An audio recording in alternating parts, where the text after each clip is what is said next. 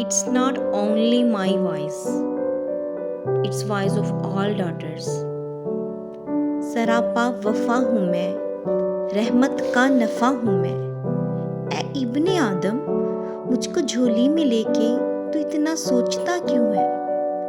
मेरे बाबा, मुझे तेरे दामन में मेरे खुदा ने भेजा है। मायूस इतना क्यों है?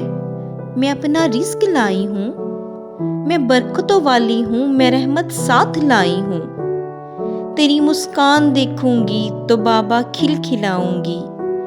आएगा जो कभी आंसू हथेली पे उठाऊंगी।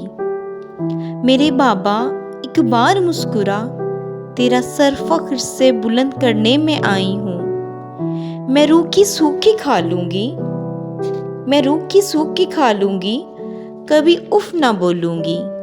जो मारेगा मुझे तू, उस दर्द पे मुस्कुरा दूंगी।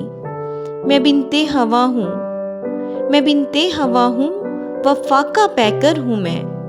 मेरे बाबा, मैं तुझसे वफा करने को आई हूँ। मुझे दफन मत करना, मुझे दफन मत करना, तू बर्बाद हो जाएगा। मैंने कभी जन्नत की खुशबू हूँ मैं बाबा, तेरे लिए जन्नत लेके आई हूँ।